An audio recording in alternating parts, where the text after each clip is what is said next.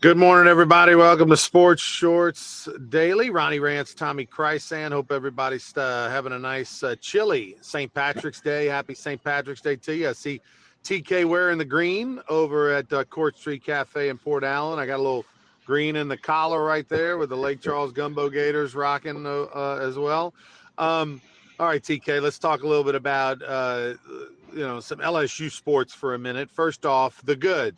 LSU's women ranked second. They're a 2 seed in the NCAA, ranked fifth, but 2 seed in the NCAA tournament. Highest seed they've ever been under Kim Mulkey. Highest seed LSU's ever been, period. No. No, is it the highest seed they've ever been? No, they've had to have been the number 1 seed, right? I Under would Simone think, Augustus and yeah, I Sylvia would think Fowles. in them four straight runs, they might have been. Well, you'd have to Yeah, look it up. I have to go look that up, but I don't know. For some reason, I thought Kim Mulkey said it was the highest they've ever been, but still, they are a 2 seed and going to be heading out west. I like the way that the women do the Sweet 16. So at home, LSU will be hosting the first 2 rounds in the PMAC. But once you get to the Sweet 16, it isn't just the way the boys do it, which is that there's one city, you have the Sweet 16, the Elite Eight there. There's actually 2 brackets that are in the same city. You have Sacramento as one division, and you got Fort Worth as the other division. So that's pretty cool. And if you're a fan, you get a lot of good basketball that way. But Kim Mulkey's team, a number 2 seed, obviously LSU men's basketball, the season's over, and now the McMahon watch begins. Will he be fired? Will he be not? That's the good, is that LSU's women are going to be plus 1,700 to win the national championship.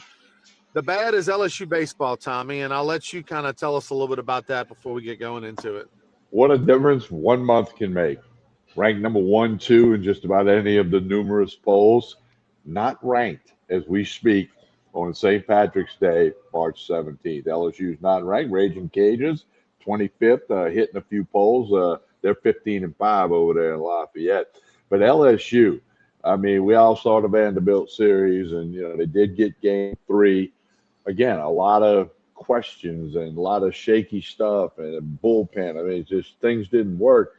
But they're not ranked, and they haven't played like a team that should be ranked. Now, can they climb back in the rankings? Certainly, it's possible, but they can ready to start a 9-game homestand, and they really got to make some noise. You got to win at least 6 or 7 of these 9 games to get back on track. But can they? That's the big question.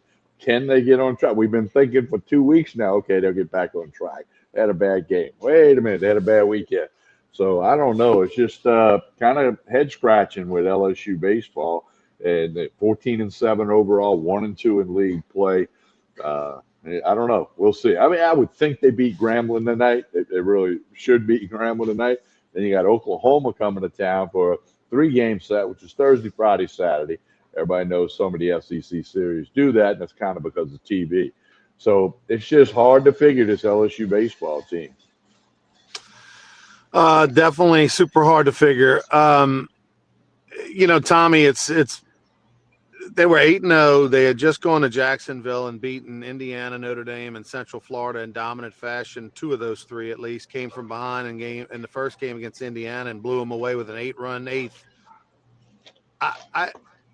And then it just completely flipped the other way. I mean, it's absolutely incredible to think that LSU has gone 5-7 since that. I mean, it's amazing. 6-7 since then. The troubling part is that they took on a Vanderbilt team that is playing terrible as well. Vandy, who was the number 1 seed in the tournament last year, won the SEC championship. LSU won the national championship, and these 2 might be the worst 2 teams in the league right now. Like, that's how. I mean, the bad they both are playing. Vanderbilt, they both played a game of hot potato. Neither team wanted to win this past weekend, in the sense that they both didn't play like they wanted to win. They both kept saying, "No, we don't want it. You take it. No, we don't want it. You take it." And then finally, somebody had to win. It was such bad baseball. 25 runs scored on Friday night. It was 13-12 was the final. pass balls, wild pitches, errors, walks. Like it was gross, Tommy. And it's shocking that those two teams played like that. I was watching the game with Coach Bertman, Doug Thompson, and Jeremy Moore, and I was at Coach's house. And when LSU lost that game, I looked at Coach Bertman and I said, if LSU can't win this game if LSU with a 2-run lead, 12-10, with Gavin Guidry on the mound, who besides Sheeran is their second most confident reliever that they have, which isn't saying much because LSU doesn't have 3 relievers that they can hang their hat on, that they know 4 out of every 5 times they go out there, they know what they're going to get. But Gavin Guidry, who's got vet experience, he's one of the leaders on the team. Oh, by the way, Tommy, throwing 93 to 96 miles an hour. I've never seen Gavin Guidry throw harder. He's a guy who's normally around 90, 91. He's throwing 95, 96, 93 consistently. Like he had his best stuff he's ever had. And he couldn't hold on to a 2-run lead. He lost the game. He gave up a 2-run yaya and lost the game on a walk-off. And I looked at Coach and I said, if LSU can't win this game against a Vanderbilt team who were catching them at the worst, they're playing terrible. They've played terrible tonight. You've got one of your best relievers, if not your best reliever, that you have the most confidence in, who's throwing the best he's ever thrown in his life, and he can't win the game for you. And I said, if we can't win this one, when will LSU win another? How are they going to get to 15 wins, Tommy, and go 15-15 in the league? Which 15-15, maybe you host a regional, probably not. You probably got to be at least 16, 17 wins. I don't see how it's going to happen, Tommy. This team's not going to host a regional. I'm telling you right now. I hope I'm wrong. I hope you guys play this back in 2 months. I don't know what you see other than purple and gold glasses to think that this team's ever going to turn things around and host a regional and win 17 games in the SEC when they are playing awful in all phases. Can't throw strikes. Defense is terrible. Offense has maybe one good game and then disaster. So Tommy, this is just one of those years, man. It's all the transfers are stinking. All the guys that were in that number 1 transfer class in the country, none of them are doing good. And it's just one of those years. They swung and they missed on some players. That's it. That's what it looks like. No question about it. 1 month in and more questions that didn't get answered. You always have questions going into the season. They still got major questions. They've developed a few more questions about what does this team have to do? How can they win? Like you said, a game that got away Friday night. I mean, that can't happen if you're going to be a team that's hosting a regional, super regional. I think they could forget national seed at this point. Right now, it's worry about Grambling tonight, okay? They should beat Grambling tonight, but you still got to get on the field and do it. And this is the first game of a 9-game homestand, so, take them one at a time, one pitch at a time, and go from there. This past weekend, all 3 starting pitchers did poorly. You had no quality starts by any of the 3 starters. You had relievers, for the most part, that kept it going as far as throwing balls and walking people. I don't know. I don't know. At this point, all you can do is work hard and show up early and take extra. But at some point, with Dardar hitting 210, 211, whatever he's hitting, at some point you're going to go, he's a 1-year player. He's not doing well. He's not great defensively. He's supposed to be here for offense. When are we going to just go, you know what? We're going to rip the Band-Aid off Jack Ruckert, and we know he's not going to hit great, but he's at least going to play better defense and, get him some experience because he's a guy who could be here 3 or 4 years. Like those are the decisions you're going to start to see. Guys they're going to maybe consider playing that are development. John Pearson, let's get him in there more. He's a Louisiana guy. He's only a sophomore. He's not going anywhere. Let's see what he can do. He can't do worse than these guys are doing. And so I think you're going to start seeing more and more of those decisions. I will say this, the Stanfield coming back and playing and reports are they're not telling you that he had a broken bone or has a broken bone in his hand, is pretty incredible. What he's doing, the fact that he's able to play, he got a couple hits on Sunday. It's amazing what he's doing. Well, keep in mind he led the team in hitting in the SEC last year. I mean, you can't sleep on that. I mean, so and need him in the lineup. Jay Johnson knows that, and he's been productive since he's got back in there. But the thing with your hand that could flare up any time, and then he's out the lineup. I would guess he gets the night off tonight against Grambling just to make sure that hand gets healed up because you got Oklahoma Thursday, Friday, Saturday.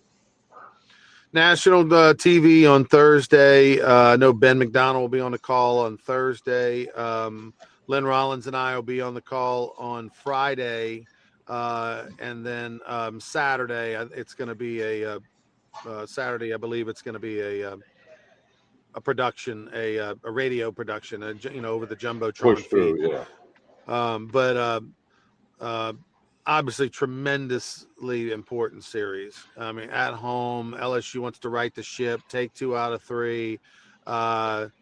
If not, the natives are going to be restless. You're going to start to hear murmur, and not murmur out of anything other than just disappointment. LSU baseball is supposed to be that breath of fresh air. Tommy was supposed to be excited and feeling good. LSU women's basketball is going to go to the Final Four, and it rolls right into LSU baseball. But I don't know if that's going to happen, neither one of those. We got to take 2 out of 3 from Oklahoma. There's really no choice on that if you're going to have hope regenerated going forward after that. No question about that. All right, TK. Speaking of NCAA basketball for a minute, out Thursday, 2:15, McNeese going to be taking on Vanderbilt. How about the McNeese State Cowboys? McNeese State has been to the NCAA tournament now 3 years in a row. That's impressive. And 2 different coaches. That's impressive. Yeah. Coach Armstrong has picked up what Coach Wade left. Obviously, Coach Wade left some good culture and good mindset. But I'm happy for the McNeese Cowboys. I think they can get Vanderbilt. I mean, they're going to go in there, and give it their best shot. I mean, 10 SEC teams in the tournament, and McNeese gets one of them. Oklahoma City is where that tournament will be played, and 8-9 hour drive from McNeese, so they'll have a decent amount of people. I know they're doing a bus trip, and the team is over there flying today. I went to the coaches. Radio show last night and folks were fired up as they should be. So good luck to the McNeese State Cowboys. I'll be watching that game over at Southern Regional Medical Center on Thursday with Charles Harvey, Jason Ramazan, Casey McKenzie. Will be watching the game over there. World Baseball Classic finals tonight, Tommy. USA versus Venezuela, a surprise. Everybody thought Japan. Everybody thought maybe before the tournament, Dominican Republic. As it turns out, Venezuela's the Cinderella. They knock off Italy last night, who Italy had knocked off Japan, which shocked the world. Aaron Nola was on the bump last night through 4 innings, only gave up 1 run, left with the lead, a 2-1 lead. Italy was up after he left the mound. So he did his job, but they couldn't get anything going offensively, and Venezuela came back and won that game 4-2. And so it will be a festive crowd in Miami, giant Venezuelan population over in Doral, Florida, which is a suburb of Miami, giant Venezuelan population. So there will be tons of Venezuelan folks who are very much similar to the Dominican Republic in their exuberance. So it's going to be a fun atmosphere.